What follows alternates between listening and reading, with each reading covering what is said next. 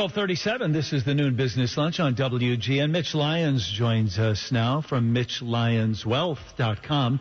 Mitch, welcome to the show. How are you today? Hey, John, doing great. It's Roth IRA conversion season, is it not?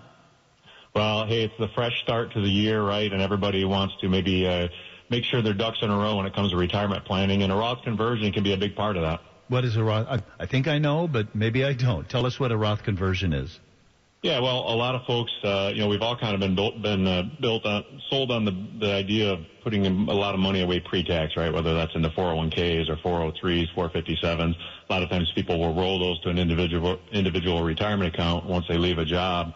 And that continues to grow tax-free, which is great, but ultimately we're going to pay tax down the road. So oftentimes it can make sense to convert that to a Roth IRA, pay the tax, and now grow that account for the rest of your life tax-free, be able to access that money tax-free. And it gives you a lot more control. If in fact tax rates go up, a lot of people tend to see that with the national debt growing at the rate it is. A lot of people forecast that we'll see higher taxes in the future. And if that's the case, it didn't make a lot of sense for us to save on taxes now to pay a higher rate later. So a lot of times Roths can make a lot of sense for folks. And it's not necessarily for everybody, but it's definitely worth looking at. But that's the calculation, right? One way or another. It's when do I want to pay the taxes on the earnings?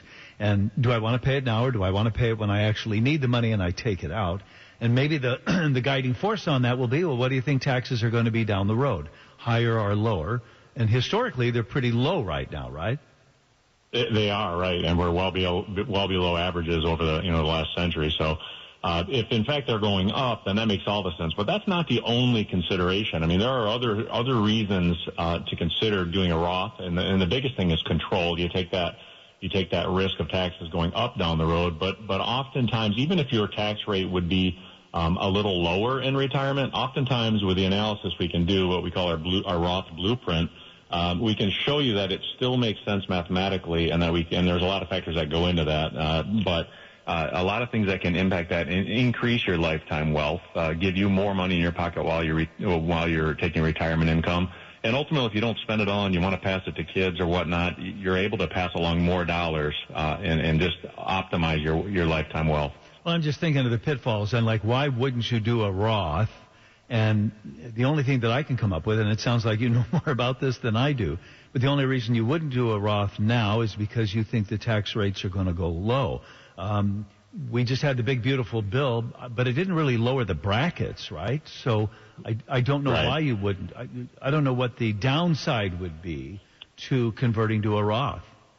Every situation is different, and that's part of the consideration we take into consideration when we're talking to folks and running them through our analysis.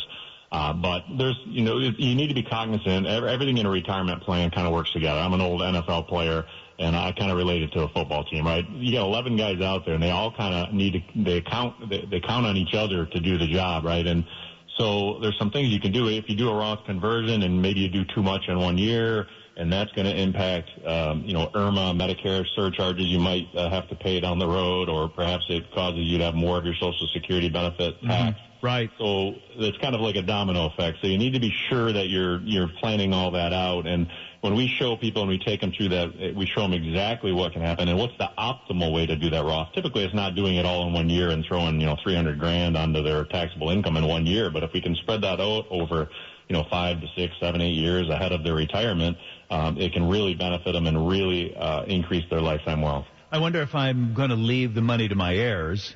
I'm gone. You all pay the taxes. What's the consideration if you're planning on leaving some of this money? Yeah, no, that's a great question. And listen, nobody likes to pay taxes, right? The negative or the thing that stops people from doing a Roth conversion is, geez, I don't want to pay taxes. That hurts, right? Nobody likes to do that.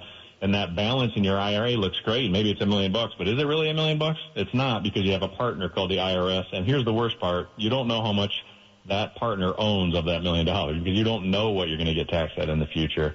But the reality of it is, and we run into this where people, maybe they have enough dollars, right? They don't anticipate, they have enough income between pension or Social Security. They don't anticipate needing that money. So they just we'll just let it keep growing and we'll just leave it to the kids. Well, oftentimes by the time the kids are getting it, the kids are in their, peak earning years. They're in the highest brackets they've ever been in. Yeah. And now they've got mom or dad's IRA, and they've got to start taking distributions. You can't just let that sit forever. And now they're going to be paying even more tax than mom and dad would have been. So that's absolutely a situation where it could make sense to do a Roth conversion now and ultimately give your kids more money down the road. Was that money coming out of the IRA taxed as ordinary income? Would it just be like my paycheck at the same rate?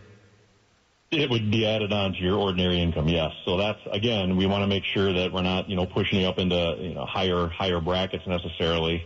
We want to do it and be cognizant of where are we falling in the tax brackets. And again, those other considerations like Social Security taxation or IRMAA considerations that come into that's all stuff that we factor in when we run the analysis. But we factor it all in, and we show you the optimal way to do it. How much to take out each year going forward, over how many years, and how do we get that tax taken care of and put more money in your pocket? Well, that's the trick of retirement planning, isn't it? Again, you tell me, but it's maybe the hard part is saving it, but the strategy is how and when to take it out, which money comes out and when, because of these tax considerations, right? Well, no question. And listen, we all spend, say, 30 or 40 years working and accumulating, right? I call it the accumulation phase of life. But when you get into retirement or approaching retirement, we're getting into what I call the retirement red zone. Again, old football guy, but that red zone on a football field, that last 20 yards becomes kind of tough. Things tighten up, and you've got to make good decisions. You don't have as much room to roam out there. And it's kind of the same thing when decumulation starts, when you start taking money out of a portfolio.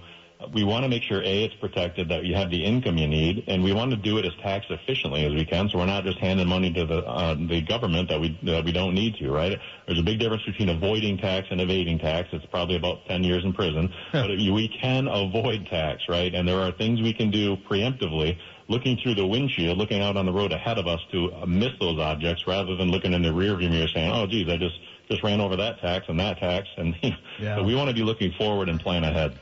This listener says, regarding Roth conversions, I'm retired and considering doing a Roth conversion, but I'm wondering if it's true that I cannot touch the money for 5 years.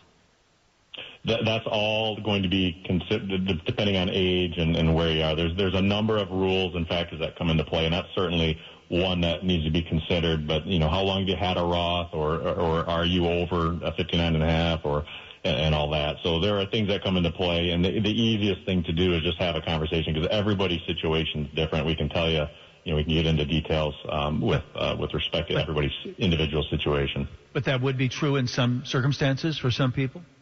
Some circumstances, yes. So what do you think of the Bears this weekend?